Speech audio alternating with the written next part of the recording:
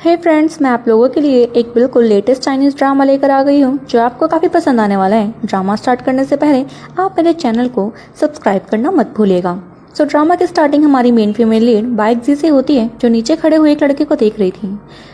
तभी बाइकजी का हस्बैंड ली वहाँ पर आता है और उसे कहने लगा कि तुम घर पर बैठी बैठी इतनी कमज़ोर क्यों हो रही हो, क्या तुम्हें खाना पीना नहीं मिलता।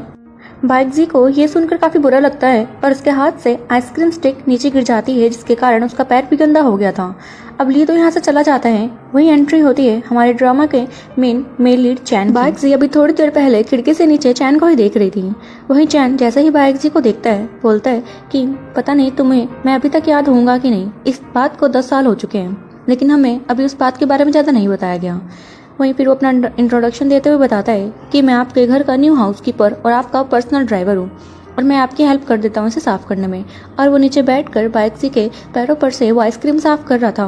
बाइकजी को काफ़ी अच्छा फील होता है इतनी केयर देखकर, क्योंकि पिछले 10 सालों में तो उसे केयर के नाम पर कुछ नहीं मिला। अब सीन पास्ट में शिफ्ट करते हैं और हम चेयरमैन ली यानी कि बाइकजी के हस्बैंड की पर्सनल सेक्रेटरी जिया को देख पा रहे थे। जिया मेल मॉडल शो में गई हुई थी और वहाँ पर एक लड़का ढूंढ रही थी जो बाइकजी को सीड्यूस करे, लेकिन उसे वहाँ पर कोई भी पसंद नहीं आता। एक बार में हम चैन को भी देखते हैं जैसे कि कुछ लोग पीट रहे थे और वहीं से बाहर वेटर उसे देखकर कहते हैं कि ये चैन ग्रुप का इलीगल सन है। और अंदर वाले उसे जब पीटते हैं तो कह रहे थे कि यहाँ से निकल जाओ, तुम किसी काम के नहीं हो। चैन को काफ़ी बुरा लगता है और तभी उसके पास कॉल आया कि तुमसे कोई लेडी मिलने आई है और ये लेडी और कोई नहीं जिया ही होती है। अब जिया चैन को देखकर काफ़ी खुश हो जाती है कि ये लड़का बिल्कुल सही रहेगा। चैन कहता है कि तुम किस बारे में बात कर रही हो और तुम हो कौन।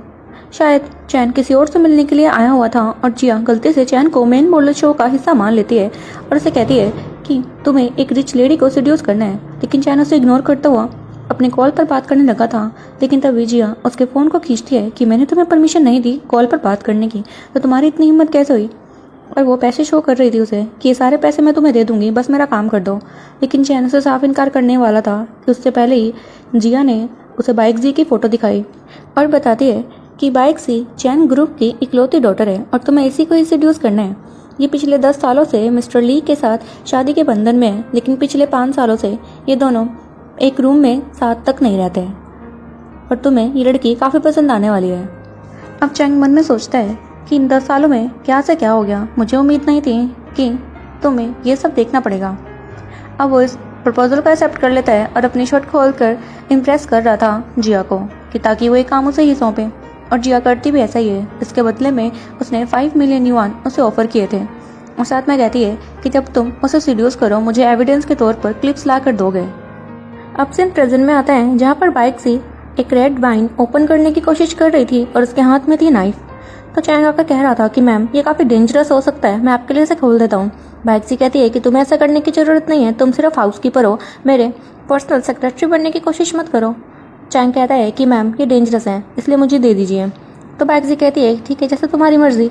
अब उसे उसने वाइन की बोतल दी और दूर जाकर खड़ी हो जाती है, लेकिन चैंग मौके का फ़ायदा उठाकर उस बोतल को नीचे गिरा देता है जानबूझकर ताकि वो बाइकजी से नज़दीकियाँ बढ़ा सके।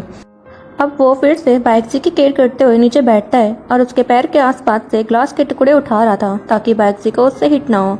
वहीं बाइकजी चैंग की तरफ देखती है और चैंग ने जैसे ही बाइकजी से आई कांटेक्ट किया, बाइकजी तो उसे देखती रह जाती है क्योंकि वो काफ़ी क्यूट जो लग रहा था। बाइकजी यहाँ पर चैंग के टच से थोड़ा अनकंफर्टेबल होती है, लेकिन चैंग कहता है कि मैम प्लीज़ आप मत हिलिए, आपको चोट लग जाएगी।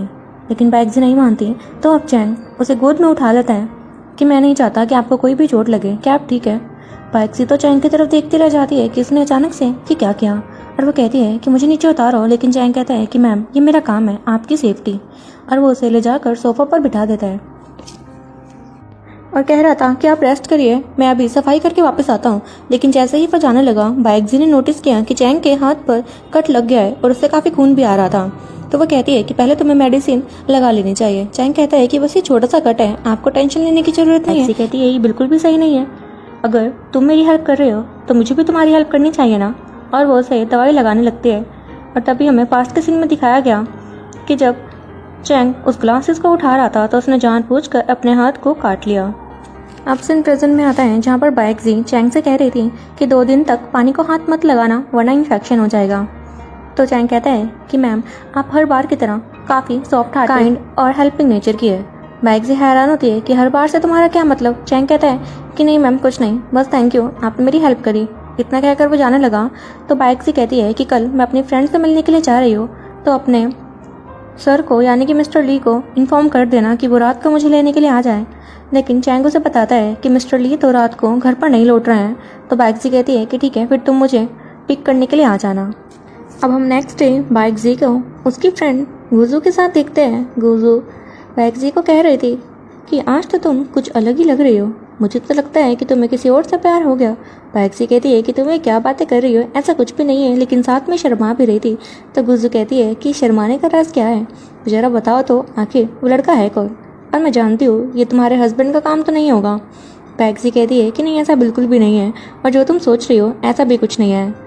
तो गुजू कहती है कि मैं तुम्हें पिछले 5 सालों से देख रही हूँ, तुम अपने हस्बैंड को भी नहीं चाहती और उसे डिवोर्स भी नहीं कर रही हो। मैं तुम्हें एक बात समझाऊं तो तुम अपनी लाइफ को ख़राब करती जा रही हो। बैगजी हंसकर इस बात को टाल रही थी तो गुजू कहती है कि मैं तुम्हारे लिए लड़का पसंद करूंगी, और साथ में फ़ोन में कुछ वीडियोस दिखाने लगती है जिसमें कि स्मार्ट लड़के दिखा रही थी। बैगजी ने जैसे ही इस लड़के को देखा उसे चैंग का ध्यान आता है और रात का सीन याद कर रही थी जब वो उसे गोद में उठाकर सोफा तक ले जा रहा था और कह देती है कि ये तो मेरे ड्राइवर जैसा लग रहा है। तो गुजू से छेड़ने लग जाती है कि ड्राइवर, ये कौन सा ड्राइवर है, जरा मुझे बताओ तो सही, जिसे सोच कर ही तुम ब्लश करने लगी। तो बैगजी कहती है कि अरे अपने दिमाग के घोड़े कम दौड़ाओ, वो बस हमारा हाउसकीपर है और कुछ भी नहीं।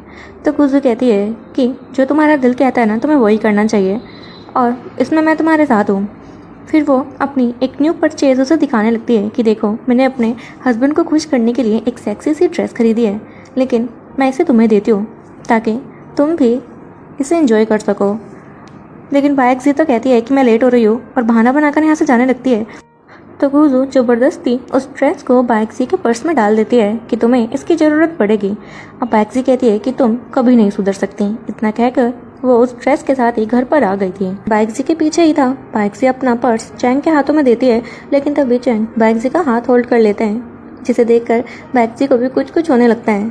और वहीं चैंग अब नीचे बैठकर बैगजी को स्लीपर्स पहनाने लगा और बैगजी को टच कर रहा था। अब चैंग के ऐसे टच से बैगजी के पेट में बटरफ्लाइज आने लगती है और वो उसे देखती रह जाती है। वहीं चैंग ने अपनी शर्ट के 2 बटन ओपन करे हुए थे। बैगजी तो उसकी चेस्ट की तरफ देख रही थी और उसे फिर से फीलिंग आने लगती है चैंग को देखकर, लेकिन उसे लगता है कि ये सब सही नहीं है। तो वो जल्दी से स्लीपर्स पहनकर यहाँ से चली जाती है और चैंग कुछ नहीं कर पाता। अब उसने जैसे ही बैगजी के पर्स को नोटिस किया, उसमें उसे वही ड्रेस दिख जाती है, जिसे देखकर वो अपने आप से ही कहता है कि लेडीज़ की लाइफ कितनी इंटरेस्टिंग है, इन्हें कोई नहीं समझ सकता। वहीं रात के समय बैगजी सोने की कोशिश काफ़ी कर रही थी, लेकिन उसे नींद नहीं आती क्योंकि उसे बार बार चैंग की झलकियाँ दिख रही थी और वो बोलती है कि मुझे ये सब नहीं सोचना चाहिए, मेरा एक हस्बैंड है। लेकिन तब भी वो अपने आप को नहीं रोक पाती। उसे बार बार चैंग याद आ रहा था और अपने पर्स को देखती है कि उसमें वही ड्रेस है और बोल रही थी ये काफ़ी इंटरेस्टिंग होगा, क्यों ना मैं इसे ट्राई करूँ।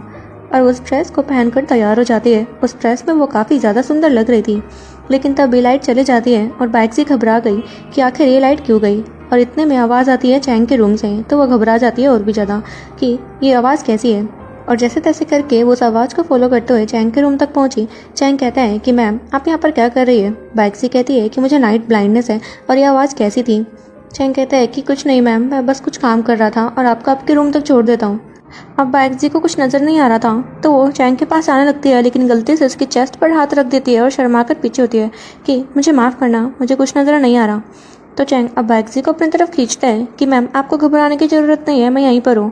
बैगजी कहती है कि मुझे छोड़ो, फ़िलहाल तुम्हें जाकर स्विच देखना चाहिए कि लाइट क्यों गई है। तो चैंग कहता है कि आप मेरा यहीं पर वेट करिए, और अपनी शर्ट को खोलने लगा था और पूछता है कि मैम क्या आप श्योर हैं कि आपको कुछ नज़र नहीं आ रहा। बैगजी कहती है तुम्हारा इससे क्या मतलब। और वो थोड़ा अनकम्फर्टेबल होने लगी थी तो कहती है कि मुझे यहाँ से चले जाना चाहिए, तुम स्विच का ध्यान रखना। लेकिन जैसे ही वो जाने लगी उसका टावल वहीं पर ड्रॉर में फंसता है और निकल जाता है। तभी हम देखते हैं कि अब चेयरमैन ली भी घर पर पहुंच गए थे और उन्होंने लाइट्स ओपन कर दी थी। और जैसे ही उसने चैंग के रूम की लाइट ओपन करी, चैंग बैगजी को किस करने वाला था। बैगजी कहती है कि ली घर पर आ गया है और मेरा वो हस्बैंड है, इसलिए तुम यहाँ से चले जाओ। चैंग कहता है कि मैम आप ऐसा नहीं कह सकती, मुझे पता है आप अपने हस्बैंड को प्यार नहीं करती, तो क्यों ना मुझे मौका दे। बैगजी कहती है तुम ये क्या बकवास कर रहे हो, लेकिन चैंग तो अब बैगजी के क्लोज जाने ही लगता है। और बताता है कि मैंने जब तुम्हें पहली बार देखा ना तभी मैं तुम्हारे प्यार में डूब चुका था। बैगजी कहती है कि जो तुम कह रहे हो ना वो सच नहीं है, मैं जानती हूँ, तुम्हें जानबूझकर कर रहे हो। लेकिन चैंग कहता है ऐसा कुछ भी नहीं है और वो बैगजी को किस कर देता है। वहीं बाहर की तरफ ली उनके रूम तक पहुँच ही गया था। वो रूम नॉक करता है लेकिन बैगजी रूम खोल नहीं पाते क्योंकि चैंग उसे ऐसा करने नहीं दे रहा था। ली बैगजी को कॉल भी करता है लेकिन कॉल का भी कोई रिप्लाई नहीं था। वहीं बैगजी चैंग को कहती है कि तुम्हें यहाँ से चले जाना चाहिए। वहीं ली ने रूम का डोर ओपन कर दिया और ऐसा दिखाया गया कि जैसे उसने बैगजी और चैंग को रंगे हाथों पकड़ लिया, लेकिन ऐसा कुछ भी नहीं होता। रूम में तो खाली बैगजी थी।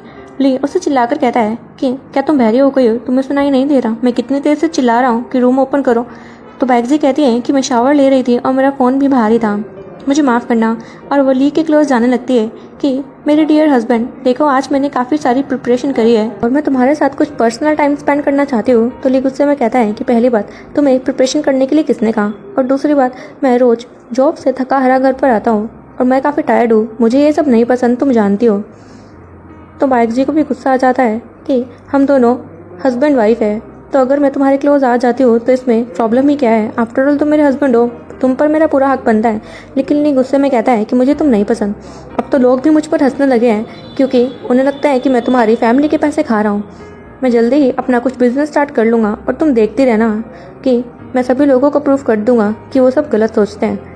बैगजी कहती है कि तुम गलत सोच रहे हो, मैं तुम्हारे बारे में कभी भी ऐसा नहीं सोचती थी। लेकिन ली उसे गुस्सा करके पीछे पुश करता है और देखता है कि बैगजी ने ये कैसी ड्रेस पहनी है। वो हंसकर उसका मजाक बना रहा था कि इस एज में तुमने ये क्या बच्चों जैसी हरकत करी हुई है, तुम पर ये सूट नहीं करता। और बैगजी को बहुत बुरा लग जाता है और वो रोते रोते कहती है कि तुम्हें मुझसे आखिरकार प्रॉब्लम है क्या, मुझे तो समझ नहीं आता कि मैंने ऐसा क्या कर दिया जो तुम ऐसे रिएक्ट करते हो। मैं पिछले 5 सालों से विधवाओं की तरह यहाँ पर रह रही हूँ, मुझे तुम्हारे साथ नहीं रहना। वहीं ली को गुस्सा आया और वो कहता है कि अपनी जुबान बंद करो और गुस्से में यहाँ से चला जाता है। पीछे से बैगजी चिल्लाकर कहती है कि मुझे तुमसे डिवोर्स चाहिए। वहीं चैंग चुप कर ये सब देख रहा था कि बैगजी की लाइफ सच में काफ़ी हार्ड है। वहीं नीचे की तरफ देखते हैं जहाँ पर ली अपने आप से बात करते हुए कहता है कि बैगजी तुम्हें मुझसे डिवोर्स चाहिए ना, मुझे भी तुम्हें डिवोर्स देने में कोई भी प्रॉब्लम नहीं है, बस एक बार तुम्हारी सारी प्रॉपर्टी मेरे नाम हो जाए। तभी वहाँ पर जिया पहुँचती है एक फ़ाइल के साथ कि बॉस आप मेरी कॉल नहीं उठा रहे थे और ये काफ़ी इंपॉर्टेंट डील है, आपके सिग्नेचर का इसमें होना ज़रूरी है। ली कहता है कि ये काम तो मैं कल भी कर सकता था ना। तो वो कहती है कि मुझे आपकी याद भी आ रही थी। दरअसल ली का सेक्रेटरी जिया के साथ चक्कर चल रहा था जिसके बारे में बैगजी को कुछ नहीं पता। अब जिया चालाकी से उस ड्रिंक में कुछ दवा मिलाती है और ली की तरफ देखकर कह रही थी कि तुम्हें मेरा होने से कोई नहीं रोक सकता, और उसे कहती है कि तुम अभी तक बैगजी को डिवोर्स क्यों नहीं दे रहे हो। तो ली जिया को भी सेम बात बताता है कि मैं उसे जल्दी ही डिवोर्स दे दूंगा, बस प्रॉपर्टी के कागज़ मेरे हाथ आने दो और अभी के लिए तुम्हें यहाँ से चले जाना चाहिए। अब जिया के यहाँ से जाने के बाद ली उस ड्रिंक को लेता है और बैगजी के रूम में जाकर उसे माफ़ी मांग रहा था कि जो भी मैंने किया वो सब गलत था, तो मेरे लिए इस ड्रिंक को पी लो। दरअसल उसे भी नहीं पता था कि उस ड्रिंक में दवा मिला दी गई है और बैगजी अब उस ड्रिंक को ले लेती है लेकिन गुस्सा भी कर रही थी कि मुझे तुमसे कोई बात नहीं करनी। तो ली उसे मनाने लगता है सिर्फ अपने फ़ायदे के लिए। अब बैगजी उस ड्रिंक को तो पी लेती है लेकिन अभी भी ली से बात नहीं कर रही थी। ली उसे चुप होने के लिए फिर से कहता है और कह रहा था कि मुझे बहुत इंपॉर्टेंट काम है तो मैं कंपनी चलता हूँ। बैगजी उसके जाने के बाद भी काफ़ी तेज़ रोने लग जाती है। कुछ टाइम बाद बैगजी के पास चैंग आता है और उसकी मेडिसिन दे रहा था। बैगजी कहती है कि तुम्हें भी जाकर रेस्ट कर लेना चाहिए और वहीं नोटिस करती है कि टेबल पर एक वेबकैम पड़ा है और बोलती है कि ये यहाँ पर कैसा आया। और सब कुछ काफ़ी अजीब लग रहा था और वो चैंग की तरफ देखकर कहती है कि मुझे तुम पर शक होने लगा है कि तुम जानबूझकर मेरे करीब आने की कोशिश कर रहे हो। जहाँ जहाँ मुझे कोई प्रॉब्लम होती है तुम वहाँ पर ज़रूर होते हो। ऐसा लगता है कि तुम ही वो प्रॉब्लम क्रिएट कर रहे हो और फिर खुद ही मुझे उस प्रॉब्लम से बाहर भी निकाल रहे हो। शायद तुम मेरा भरोसा जीतना चाहते हो, लेकिन ऐसा क्यों? तो चैंग कहता है क्या तुमने अभी तक मुझे नहीं पहचाना? बैगजी कह रही थी कि क्या मैं तुम्हें पहले से जानती हूँ? चैंग कहता है कि इसमें कोई भी चौंकाने वाली बात नहीं है क्योंकि इस बात को 10 साल हो चुके हैं। हमें 10 साल पहले का सीन दिखाया जाता है जहाँ पर चैंग काफ़ी जख्मी हालत में बाथटब में था और उसी सेम वॉशरूम में बैगजी भी आ जाती है जिसने कि चैंग को देखा कि अभी तो इसकी सांसें चल रही है, उसका मतलब अभी ये जिंदा है। वहीं चैंग काफ़ी जख्मी हालत में होने के कारण अपनी आइज़ भी ओपन नहीं कर पा रहा था और तभी बैगजी को अपने साथ बाथटब में ले आता है। बैगजी उसके ऊपर गिर गई थी और दोनों काफ़ी क्लोज थे। तभी चैंग की आइज़ खुली और वो बैगजी को सामने पाता है और कुछ नहीं कहता तो बाइक्सी कहती है कि तुम्हें सुसाइड करने की ज़रूरत क्या पड़ गई, तुम्हें लड़ना आना चाहिए, तुम्हारी पूरी लाइफ आगे पड़ी है, इतनी जल्दी हिम्मत मत हारो। सीन कट होता है और प्रेजेंट में देखते हैं जहाँ पर चैंग ने बाइक्सी को बता दिया था कि अगर मैं कहूँ कि मुझे तुम्हें ऐसे सीड्यूस करने के लिए किसी ने अप्रोच किया है तो क्या तुम मानोगे। बाइक्सी कहती है कि आखिर वो है कौन, तुम किसकी बात कर रहे हो। चैंग कहता है कि मैंने उसे देखा लेकिन मैं उसका नाम नहीं जानता, लेकिन अगर सामने से देखूंगा तो पहचान जाऊंगा। बाइक्सी कहती है कि ठीक है, मैं तुम पर एक बार भरोसा कर ही सकती हूँ। अब नेक्स्ट डे बाइक्सी चैंग को लेकर ली के ऑफिस पहुंच जाती है जहाँ पर ली की रिसेप्शनिस्ट उसे रोक रही थी अंदर जाने से कि आपको पहले बॉस की परमिशन लेनी होगी। तो बाइक्सी को गुस्सा आया कि तुम जानती भी हो कि क्या कह रही हो, मैं ली की वाइफ हूँ, मुझे अंदर जाने दो। तो उसे धक्का देकर वो अंदर जाने लगते हैं और वहीं पर वो चैंग से कहती है कि तुम यहीं रहकर उस लड़की को ढूंढो जो कि तुम्हें उस दिन मिली थी।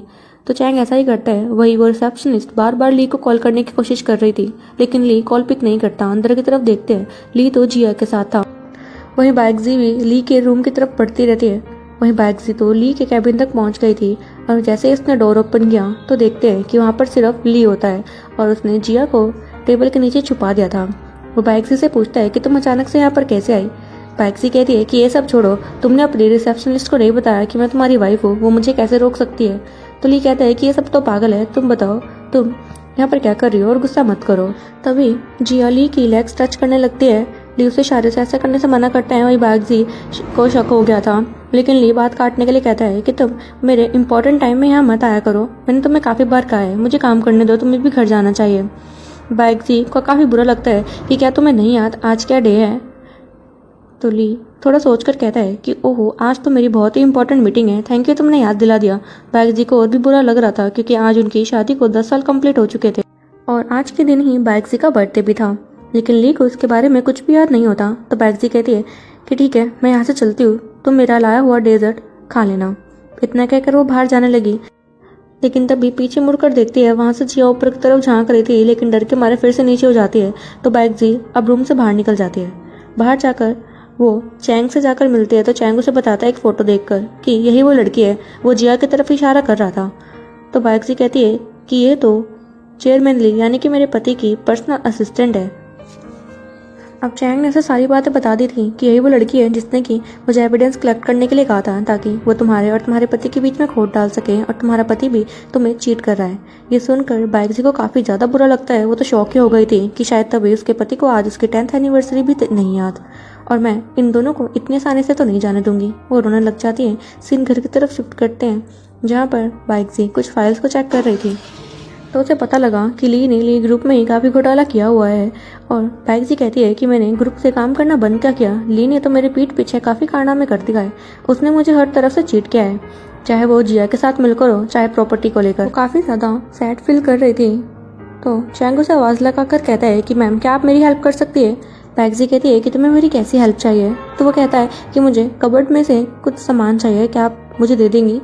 तो बाइक्सी ऐसा ही करती है। उसने जैसे ही उस कबर्ड को खोला वहाँ पर बहुत ही सुंदर फ्लावर्स थे और वो देखकर सरप्राइज हो जाती है। चैंग कहता है कि हैप्पी बर्थडे बाइक्सी मैम। ये सुनकर बाइक्सी को हैरानी हुई कि तुम्हें मेरा बर्थडे कैसे याद, और ये फ्लावर्स तो बहुत ही सुंदर लग रहे हैं, इनकी फ्रेग्रेंस भी काफ़ी अच्छी है। तो चैंग अब उसमें से एक फ्लावर निकाल कर बाइक्सी को देता है कि ये फ्लावर उसके लिए, जो कि खुद भी काफ़ी सुंदर है। ये सुनकर बाइक्सी को काफ़ी स्पेशल फील हुआ। अब चैंग बाइक्सी को लेकर डाइनिंग टेबल पर आता है जहाँ पर उसने उसके लिए काफ़ी टेस्टी डिशेस भी तैयार करी हुई थी और वो कहता है कि मैं आपको रोते हुए नहीं देख सकता, इसलिए हमेशा खुश रहिए। बाइक्सी बोलती है कि मेरे हस्बैंड को ना ही एनिवर्सरी याद है और ना ही मेरा बर्थडे, लेकिन तुम्हें सब कुछ याद है। चैंग कहता है कि मैं हर बार इसे याद रखूंगा, मैं आपके चेहरे पर एक छोटी सी मुस्कान कुछ भी कर सकता हूँ। अब बाइक्सी कहती है कि ली और जिया को ये नहीं पता कि हमें उनके बारे में सारी स्टोरी पता है और मैं उन्हें एक एक करके तड़पाना चाहती हूँ इसी एक खुशी के लिए, क्या तुम मेरी हेल्प करोगे। चैंग कहता है कि मैम मैं आपके साथ हूँ एंड तक।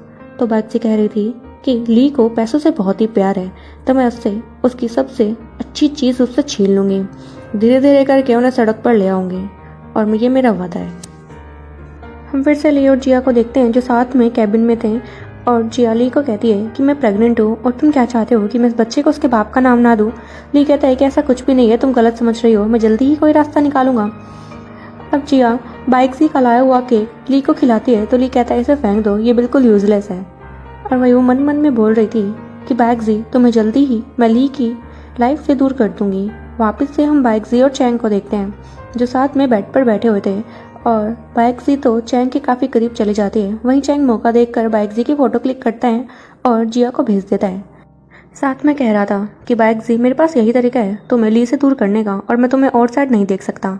वहीं जिया तो फोटोज देखकर काफ़ी खुश हो गई थी कि फाइनली चैंग ने बाइकजी को अपने झांसे में ले लिया, अब उसे हराना आसान होगा। वापस हम बाइकजी को देखते हैं जो उसके ग्रैंडपा के बर्थडे पार्टी में जाने के लिए तैयार हो रही थी और साथ में चैंग को चलने के लिए कहती है। वहीं चैंग बाइकजी को बार बार मैडम कह रहा था तो बाइकजी कहती है कि तुम्हें मुझे मैडम कहने की ज़रूरत नहीं है, तुम मुझे मेरे नाम से बुला सकते हो। चैंग को काफ़ी अजीब लगता है कि धीरे धीरे मैं इसकी आदत डाल लूँगा। अब बाइकजी चैंग से पूछती है कि मुझ पर कौन सी ड्रेस ज़्यादा अच्छी लगेगी। चैंग कहता है कि मैम आप पर सारी ड्रेसेस अच्छी लगती है और फिर बाइकजी की ड्रेस पहनने में चैंग उसकी हेल्प भी करता है। वो दोनों काफ़ी क्लोज थे। इसके बाद बाइकजी तैयार होकर नीचे आती है। वहीं पर उसका हस्बैंड ली बैठा था जो बाइकजी को देखता रह जाता है कि तुम तो काफ़ी सुंदर लग रही हो। बाइकजी कहती है कि तुम अक्सर तो यहाँ पर नहीं आते, अचानक से घर पर आने का क्या मतलब, तुम्हें मुझसे क्या काम है। तो ली कहता है ये क्या क्वेश्चन हुआ, आज तो तुम्हारे ग्रैंडपा का 80th बर्थडे है ना, तो हमें साथ में वहाँ पर जाना होगा। और वो इसीलिए वहाँ पर लारे लप्पा लगा रहा था क्योंकि आज उसके ग्रैंडपा प्रॉपर्टी के पेपर्स पर साइन करने वाले थे और वो चाहता था कि उसके नाम पर ही वो सारी प्रॉपर्टी कर दे, इसलिए बाइकजी को मक्खन लगा रहा था। बाइकजी ये सारा नाटक समझती है और कह रही थी कि ये सब कुछ तुम्हारे आज के परफॉर्मेंस पर डिपेंड करेगा कि तुम मुझे कैसे ट्रीट करते हो। और फिर वो दोनों पार्टी के लिए निकल जाते हैं। अब पार्टी में हम ग्रैंडपा को देखते हैं जो बाइकजी को देखकर काफ़ी खुश हो गए थे कि तुम्हें काफ़ी टाइम हो गया देखे हुए, लेकिन तुम इतनी कमज़ोर कैसे हो गई हो, क्या ली तुम्हें बुली करता है। तो बाइकजी जानबूझकर ली से पूछती है कि ग्रैंडपा क्या पूछ रहे हैं, तुम जवाब नहीं दोगे। ली कहता है कि ग्रैंडपा ऐसा कैसे हो सकता है, मैं तो बाइकजी को बहुत ही प्यार करता हूँ। अब ग्रैंडपा कहते हैं कि ठीक है मैं अभी आता हूँ और वो ड्रिंक के लिए साइड में चले जाते हैं। और वहीं बाइकजी ली से कहती है कि तुम्हें झूठ बोलने की ज़रूरत नहीं है, तुम जैसे हो वैसे ही रहो, यही तुम्हारे लिए सही होगा। ली कहता है कि वाइफी तुम कैसी बातें कर रहे हो। उसी सेम पार्टी में चैंग भी जिया के साथ आया हुआ था। जिया चैंग को सारा प्लान समझा देती है कि आज ही हमारे पास अच्छा मौका है बाइकजी को लेट डाउन करने का उसके ग्रैंडपा के सामने, तभी तो उसकी बेइज्जती होगी और मुझे मज़ा आएगा। चैंग के हाथ में एक ड्रिंक थी और वो बाइकजी के पास आकर उस ड्रिंक को ऑफर करता है। अब बाइकजी को तो उसके सारे प्लान के बारे में पहले ही पता था तो वो ड्रिंक आराम से ले लेती है। वहीं पर ली भी खड़ा था। ली चैंग को देखकर कहता है कि तुम्हारा बटलर तो काफ़ी स्मार्ट है। बाइकजी कहती है तो तुम ही नहीं तो इसे हायर किया है, सेम तुम्हारी सेक्रेटरी की तरह ये भी सेटिस्फाई करने में काफ़ी अच्छा है। ये सुनकर ली घबरा जाता है कि कहीं बाइकजी को उसके बारे में पता तो नहीं, इसलिए बात काट कर कहता है कि नहीं वाइफी तुम गलत सोच रहे हो, मेरे लिए सेक्रेटरी तुमसे ज़्यादा इंपॉर्टेंट नहीं है। जिया को ये सुनकर बहुत ही गुस्सा आया और वो मन में ही कहती है कि बाइकजी आज ली के साथ तुम्हारा ये लास्ट दिन है, तुम्हें तो मैं नहीं छोड़ूंगी। और वहीं बाइकजी ली से कह रही थी कि मुझे कुछ अच्छा फील नहीं हो रहा है, मुझे रूम चाहिए। तो ली कहता है ठीक है तुम जाकर रेस्ट कर लो। जैसे ही वो जाने लगी वो जानबूझकर अपना ब्रेसलेट नीचे गिरा देती है जो चैंग नोटिस कर लेता है। अब चैंग उस ब्रेसलेट को उठाता है और पीछे पीछे बाइकजी के चला जाता है। जिया तो काफ़ी खुश हो रही थी कि यही तो वो चाहती है। अब हम रूम में बाइकजी को चैंग के साथ देखते हैं। वो दोनों काफ़ी क्लोज थे और एक दूसरे के साथ इंटीमेट होने लगते हैं। जिया भी उनका पीछा करते करते सेम रूम पर आ जाती है। उसने डोर खोल कर देखा, सामने बाइकजी और चैंग होते हैं। वो उन दोनों को देखकर काफ़ी खुश हो रही थी कि उसके प्लान के अकॉर्डिंग सब सही चल रहा है। लेकिन तभी सीन शिफ्ट करते हैं ग्रैंडपा की तरफ जो केक कटिंग करने वाले थे, लेकिन उन्हें याद आया कि बाइकजी कहाँ पर है। तो ली बताता है कि उसकी तबीयत खराब हो रही थी इसलिए उसे रूम में भेज दिया गया। ग्रैंडपा कहते हैं कि मुझे भी उसी के पास जाना है। तभी एक आदमी आकर ली को बता रहा था कि चैंग भी नज़र नहीं आ रहा है। तो ली को भी शक हुआ और वो ग्रैंडपा के साथ उसी सेम रूम की तरफ चल पड़ते हैं। रूम में जाने लगे वहीं अंदर की तरफ दिखाया जाता है कि बाइकजी तो अभी भी चैंग के साथ काफ़ी क्लोज थी और एक दूसरे को किस कर रहे थे। तभी डोर ओपन हुआ और ग्रैंडपा ली के साथ अंदर आए तो अंदर कोई भी नहीं होता। ली हैरान होता है कि इसी रूम में तो वो छोड़कर गया था बाइकजी को, अब वो कहाँ चली गई। लेकिन उसी सेम रूम में वहाँ पर बाइकजी की जगह जिया होती है जो ली के साथ चिपक रही थी। ग्रैंडपा को देखकर काफ़ी गुस्सा आया कि तुम ये क्या कर रहे हो, आखिर कौन है ये लड़की, तुम्हें इसकी एक्सप्लेनेशन मुझे देनी होगी। वो ग्रैंडपा को समझाता है कि ग्रैंडपा जैसा आप देख रहे हैं वैसा कुछ भी नहीं है। अब ग्रैंडपा कहते हैं कि मुझे कुछ नहीं सुनना। इतना कहकर वो यहाँ से बाहर चले गए और अब वो पीछे से पानी का गिलास जिया के मुंह पर दे मारता है कि तुम होश में भी हो, ये क्या कर रही हो। जिया कहती है कि इसमें मेरी कोई भी गलती नहीं है, ये सब बाइकजी ने किया है, मैं तो उसे रंगे हाथों पकड़ने के लिए इस रूम में आई थी, वो चैंग के साथ थी। और हमें पास्ट के सीन में दिखाया गया कि जिया सच कह रही थी। उसने बाइकजी और चैंग को रंगे हाथों रूम में पकड़ लिया था और उनकी फोटो क्लिक करने वाली थी कि तभी बाइकजी उसके सामने आ जाती है, जिसे देखकर वो काफ़ी ज़्यादा घबरा गई और देखती है कि चैंग भी बाइकजी के साथ खड़ा है और अचानक से उसे चक्कर भी आने लगे थे। इसका मतलब चैंग ने जो ड्रिंक बाइकजी को दी थी उस ड्रिंक में कोई भी दवाई नहीं थी, दवाई तो जिया की ड्रिंक में थी, जिसके कारण वो अब अपने आपा खो बैठती है। में आता है जहाँ पर जिया गिड़गिड़ाते हुए ली से कहती है कि प्लीज मेरा विश्वास करो, इसमें मेरी कोई भी गलती नहीं है। लेकिन ली तो उस पर विश्वास करना ही नहीं चाहता था। जिया कहती है कि मेरे और मेरे बच्चे का क्या होगा, लेकिन ली उसे इग्नोर करके यहाँ से चला जाता है। पीछे से जिया को काफी गुस्सा आया कि बाइकजी तो मैं तुम्हें जान से मार दूंगी। वही अब ग्रैंडपा केक कटिंग करने वाले थे और साथ में अनाउंस करते हैं कि मैं आज आप लोगों के सामने एक बहुत ही इम्पोर्टेंट चीज़ डिस्कस करने वाला हूँ कि अब बाइस फैमिली के एसेट्स किसके हाथों जाएंगे। तो मैंने डिसाइड कर लिया है कि वो एसेट अब मैं अपने ग्रेट ग्रेट चाइल्ड के नाम करने वाला हूँ। ये सुनकर बाइकजी हैरान हो जाती है कि ग्रैंडपा आप क्या कह रहे हैं। तो ग्रैंडपा कहते हैं कि हाँ, मैंने डिसाइड कर लिया कि ली और जो तुम्हारा बच्चा होगा उसी के नाम पर मैं सारी प्रॉपर्टी करूंगा। सुनकर चैंग को बिल्कुल भी अच्छा नहीं लगता और वहीं ली नाटक करते हुए कह देता है कि ठीक है ग्रैंडपा, जैसी आपकी मर्जी। अब हम उन्हें गाड़ी में देखते हैं जहाँ वो घर की तरफ ही जा रहे थे और चैंग गाड़ी चला रहा था। ली बाइकजी को कहता है कि तुमने सुना ना कि ग्रैंडपा ने क्या कहा, हमें उनकी बात मान लेनी चाहिए। और वो बाइकजी का हाथ पकड़ लेता है। बाइकजी कहती है तुम ये क्या करना चाहते हो, मेरा हाथ छोड़ दो, मुझे ये चीज़ नहीं पसंद। तो ली कहता है कि तुम्हें तो पिछले 10 सालों से तरस रही हो ना मेरे साथ रात गुजारने के लिए, तो जब अब हमें ये मौका मिल गया है तो क्यों मुकर रही हो तुम्हें। लेकिन बाइकजी तो काफ़ी अनकंफर्टेबल फील कर रही थी और चैंग को भी गुस्सा आ रहा था कि वो उसकी बाइकजी के साथ ही क्या हरकतें कर रहा है। ली तो जबरदस्ती करने लग जाता है बाइकजी के साथ, वो उसे जबरदस्ती किस कर रहा था और अपने कपड़े खोलने लगता है। तो बाइकजी गुस्से में आकर ली को जोर से स्लैप कर देती है और तो ली को काफी गुस्सा आया। वापिस से बाइकजी को हैवानों की तरह ट्रीट कर रहा था। तो चैंग ने अब गुस्से में गाड़ी रोक दी कि सर आप अपनी लिमिट भूल रहे हैं। ली उसे कहता है कि अपनी हद में रहो। अब हम बाइकजी को देखते हैं जो मिरर के सामने खड़ी हुई थी और अपने घाव को नोटिस करती है कि जो कार में ली ने उसके साथ किया वो बहुत ही बुरा था। वो इसी बातों को याद कर करके काफी बुरा फील करती है और साथ में रोने लग जाती है। तभी चैंग उसे सहारा देने के लिए अंदर आ जाता है और कहता है क्या तुम्हें हर्ट हो रहा है। और उसके चेस्ट पर निशान देखता है, वो काफ़ी गहरा घाव था। कहता है कि मैं मेडिसिन लगा देता हूँ। बाइकजी कहती है कि तुम यहाँ पर क्यों आए हो। चैंग कहता है मैं तुम्हें इस हालत में अकेला कैसे छोड़ सकता था और मुझे माफ़ कर देना है, वहाँ मैं तुम्हारी कोई हेल्प नहीं कर पाया। बाइकजी कहती है कि मैं जानती हूँ तुम मजबूर थे। अब चैंग बाइकजी को गोद में उठाता है और सामने वाले टेबल पर बिठा देता है। बाइकजी काफ़ी ज़्यादा केयरिंग फील कर रही थी कि चैंग उसे कितने अच्छे से ट्रीट कर रहा है। अब चैंग ने बाइकजी के शोल्डर पर दवाई लगाई। बाइकजी को काफ़ी पेन होता है तो चैंग प्यार से उसे दवाई लगाता है। बाइकजी चैंग से कह रही थी कि इन 10 सालों में मैं अपने हस्बैंड को नहीं पहचान पाई, लेकिन आज उसका ऐसा रूप देखकर मुझे उससे काफ़ी डर लगने लगा है। मुझे उससे प्रोटेक्ट करोगे ना तुम। चैंग कहता है कि मैं तुम्हें कभी अकेला नहीं छोड़ूंगा और मैं तुमसे इस चीज़ का प्रॉमिस करता हूँ। तो अब चैंग अपने जेब से लॉलीपॉप निकालता है और अपने मुँह में डालता है। वहीं बाइकजी भी उस लॉलीपॉप को दूसरी तरफ से पकड़ती है।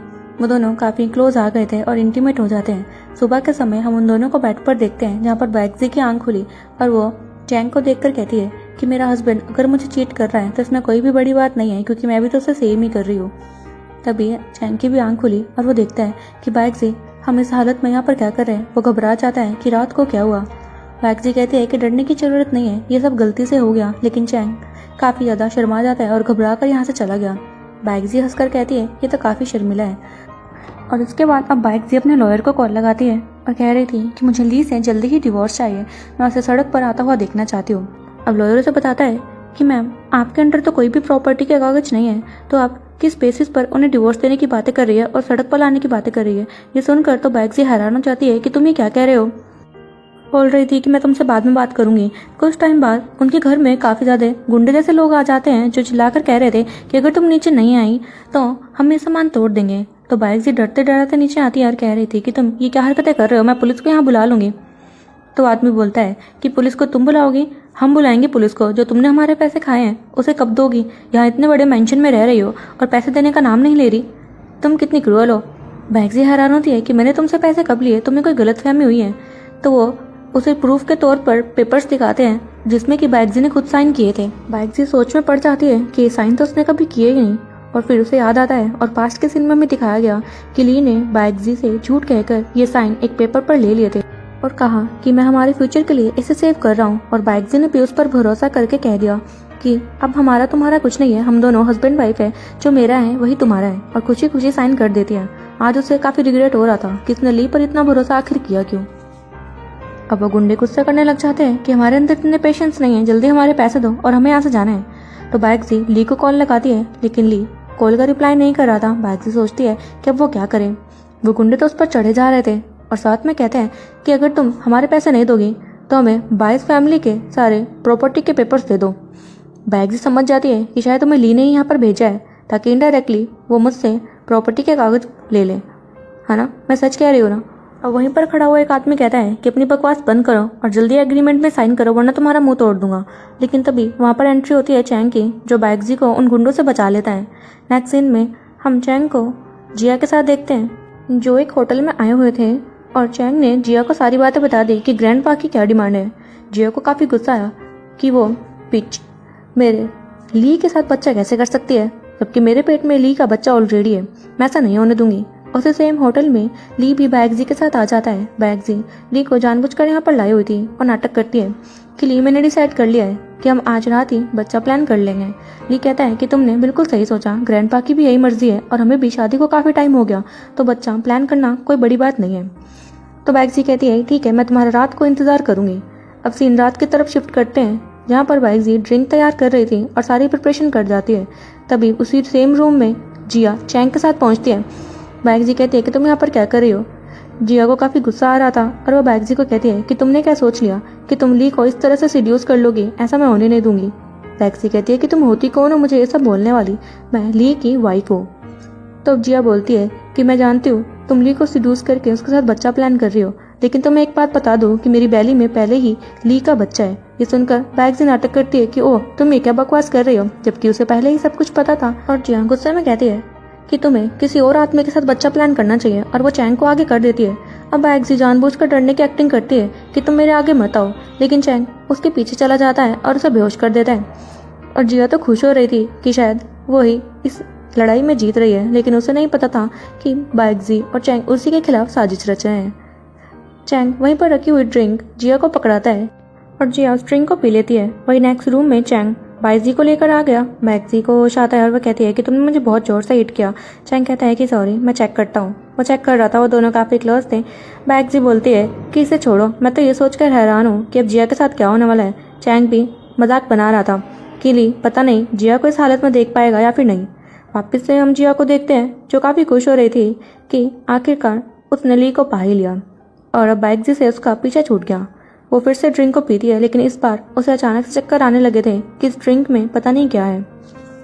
और अब जिया बेहोश हो गई थी और हमें पास्ट के सीन में दिखाया गया कि बैगजी ने ही उसकी ड्रिंक में कुछ मिला दिया था, जिसके कारण वो बेहोश हो गई है। और अब प्रेजेंट में आते हैं, जहाँ पर दो लड़के जिया के रूम में आते हैं और जिया को देखकर काफ़ी खुश हो रहे थे कि फाइनली उन्हें एक लड़की के साथ रात बिताने का मौका मिल गया, और वो उस लड़के को बैगजी और चैंग ने अरेंज किया था। अब थोड़ा टाइम बीतता है और ली का टाइम हो गया था रूम में आने का। उसने जैसे ही रूम ओपन किया, वो देखकर हैरान हो जाता है कि जिया इन दो लड़कों के साथ क्या कर रही है। वो डरा कर उन लड़कों को तो भगा देता है और जिया अब रोने लग जाती है कि ली मेरा विश्वास करो, ये सब बैगजी ने किया है, मैं होश में नहीं थी। ली कहता है कि बैगजी ऐसा क्यों करेगी, तो उसे सारी बात बता देती है और तभी नोटिस करती है कि उसका मिसकैरेज हो गया है। ये देखकर वो बहुत ज़्यादा नम हो गई थी और ली भी सोच लेता है कि बैगजी को इतनी आसानी से तो नहीं जाने देगा। वहीं दूसरे रूम में बैगजी चैंग के साथ ही वो दोनों भी ड्रिंक इंजॉय करते हैं। साथ में उसके हाथ में ड्रिंक गिरी तो चैंग उसे लिख करके साफ करता है। बैगजी को काफ़ी अच्छा लग रहा था और कहती है कि मुझे इससे पहले किसी ने इतने अच्छे से ट्रीट नहीं किया। तो चैंग कह रहा था कि तुम हो ही इतनी अच्छी, तुम्हें कोई अच्छे से ट्रीट क्यों ना करे। और अब बैगजी चैंग को कहती है कि मैं चाहती हूँ तुम मेरी हार्ट बीट फील करो। तो चैंग ऐसा ही करता है और उसके बाद उसने फिर बैगजी के सर को अपने चेस्ट पर रखा कि तुम्हें क्या लग रहा है। बैगजी कहती है कि मुझे काफ़ी अच्छा फील हो रहा है। वो दोनों एक दूसरे को किस करते हैं। सीन अब ग्रैंडपा पर शिफ्ट किया जाता है नेक्स्ट डे, जहाँ पर वो काफ़ी गुस्से में बैठे हुए थे। और जब बैगजी घर पहुंची तो देखती है कि ग्रैंडपा अचानक से उसके घर पर क्यों है। वो पूछती है कि ग्रैंडपा आप यहाँ क्यों आए हैं। ग्रैंडपा कहते हैं कि मैंने आज तक अपनी फैमिली में ऐसा केस नहीं सुना, मुझे तुम पर काफ़ी गुस्सा आ रहा है। बैगजी हैरान होती है कि आप ये कैसी बातें कर रहे हैं, कहना चाहोगी। तो ग्रैंडपा टेबल पर फोटो दे मारते हैं कि तुम इनके बारे में कुछ कहना चाहोगी। बैगजी ने फोटोज़ नोटिस करी कि ये तो उसकी फ़ोटो है जो कि चैंग के साथ है, लेकिन ये फ़ोटोज़ आई कहाँ से। तो ली बताता है कि तुम्हारे लिए ये इंपॉर्टेंट है कि फ़ोटो आई कहाँ से, तुम मुझे ये बताओ, तुमने मुझे धोखा देने की हिम्मत कैसे करी। तो बैग्जी ग्रैंडपा को कहती है कि इसकी बातों पर विश्वास मत करो ग्रैंडपा, इसने पहले मुझे धोखा दिया है अपनी सेक्रेटरी के साथ मिलकर। लेकिन ग्रैंडपा तो विश्वास नहीं कर रहे थे कि तुम अब इसे गलत साबित करना चाहते हो, जबकि तुम्हारा सच सामने आ गया है। और ली भी नाटक करने लग जाता है कि ग्रैंडपा ऐसा कुछ भी नहीं है, इसे शक जरूर हुआ था, लेकिन मैंने तभी जिया को कंपनी से निकाल दिया इसकी खुशी के लिए, और अभी मुझ पर इल्जाम लगाना चाहती है, इसे बोलो ऐसा ना करें। ग्रैंडपा बैग्जी को डांट कर कहते हैं कि तुमने हमारी फैमिली पर इज्जत का धब्बा लगा दिया है, अब मुझे नहीं पता कि तुम इसे कैसे सही करोगी। तो बैग्जी कह देती है कि ग्रैंडपा मुझे इसके साथ नहीं रहना, मुझे इससे डिवोर्स चाहिए। तो ली गुस्से में कहता है कि ठीक है, तुम्हें मुझसे डिवोर्स चाहिए ना, तो कल सारे न्यूज़ की हेडलाइंस पर यही फोटोज होंगी कि तुमने मेरे साथ क्या किया है, क्या तुम इसके लिए प्रिपेयर हो। अब ग्रैंडपा की तबीयत खराब होने लगती है ली की ऐसी बातें सुनकर, और वो बैग्जी को कह रहे थे कि तुम इस लड़के चैंग के लिए ये सब कर रही हो ना, हमारी इज्जत को मिट्टी में रोड़ रही हो, मैं इस लड़के को ही नहीं छोड़ूंगा, मैं इसे जान से मरवा दूंगा। और अपने आदमियों को कहकर चैंग को पीटने लग जाते हैं। बैग्जी कहती है कि ग्रैंडपा प्लीज इसे रोक दो, आप ली की बातों में आकर एक इनोसेंट लड़के को ऐसा नहीं पीट सकते। लेकिन ग्रैंडपा किसी की नहीं सुनते, वो कंटिन्यू चैंग को पिटवा रहे थे। और वहीं सीन शिफ्ट करते हैं और हम एक लड़के को देखते हैं जिसके हाथ में कुछ फाइल्स थी। उसे देखकर वो कहता है कि ली तुम्हारा काम तो खत्म हुआ। वो उसके खिलाफ कुछ एविडेंस कलेक्ट कर रहे थे और शायद ये चैंग के ही आदमी थे। वो चैंग को कॉल लगाने की कोशिश करते हैं लेकिन कॉल पिक नहीं करता, क्योंकि वो तो ग्रैंडपा के आदमियों के कब्जे में था। तो वो आदमी कहता है कि हमें अभी लिटिल मास्टर को बचाने के लिए चलना होगा, लगता है वो किसी मुसीबत में है। वही सीन वापस पर चैंग पर शिफ्ट करते हैं, जहाँ पर अब ग्रैंडपा कहता है कि मैं इसे एक ही शर्त पर छोड़ूंगा, इसे बोलो कि ये इस एग्रीमेंट पर साइन कर दे। बैग्जी ने जब वो एग्रीमेंट देखा तो उसमें साफ लिखा था कि अगर चैंग इस पर साइन कर देता है तो तुम जिंदगी में कभी एक दूसरे की शक्ल नहीं देख पाओगे, और मिलना तो बहुत दूर की बात है। बैग्जी कहती है कि आप ऐसा नहीं कर सकते, चैंग भी कह रहा था कि मैं इस पर साइन नहीं करूंगा। तो ग्रैंडपा कहते हैं कि अगर तुमने ऐसा नहीं किया तो मैं तुम्हारी टांगे तुड़वा दूंगा। और ली को भी गुस्सा आता है और वो चैंग को कहता है कि तुम्हें मेरे लिए इस पे साइन करना ही होगा, और वो जबरदस्ती करने लग जाता है चैंग के साथ। चैंग कहता है कि मैं ऐसा नहीं करूंगा, तो सभी उसे धमकाने लग जाते हैं और आदमी तो पीट रहे थे। तो बैग्जी कह देती है कि मैं इसके लिए इस पर साइन कर दूंगी, और वो आती है लेकिन चैंग उसे रोक देता है कि तुम्हें ये सब करने की जरूरत नहीं है। वही ली को काफी गुस्सा आ जाता है कि तुम दोनों ये क्या कर रहे हो। वो उन पे फिर से जबरदस्ती करते हैं, लेकिन तभी वहाँ पर चैंग के आदमी पहुंच गए थे उन्हें हेल्प के लिए, और बोलते हैं कि मास्टर हमें माफ़ करना, हम लेट हो गए। और उसे देखकर ली पहचान लेता है कि तुम तो चैंग ग्रुप के सीक्रेट सेक्रेटरी हो ना, तुम यहाँ पर क्या कर रहे हो। तो वो सेक्रेटरी कहता है तुम्हारी हिम्मत भी कैसे हुई चैंग ग्रुप के यंग मास्टर को तंग करने की। ये सुनकर ली के तो पैरों तले जमीन ही खिसक जाती है कि तुम ये क्या बकवास कर रहे हो, क्या ये चैंग का बेटा है। वहीं बैग्जी भी हैरान थी कि ये लोग कौन है, और चैंग से पूछती है कि आखिर तुम हो कौन। चैंग उसे कहता है कि अब तुम्हें और सफर करने की जरूरत नहीं है, मैं तुम्हारे साथ हूँ।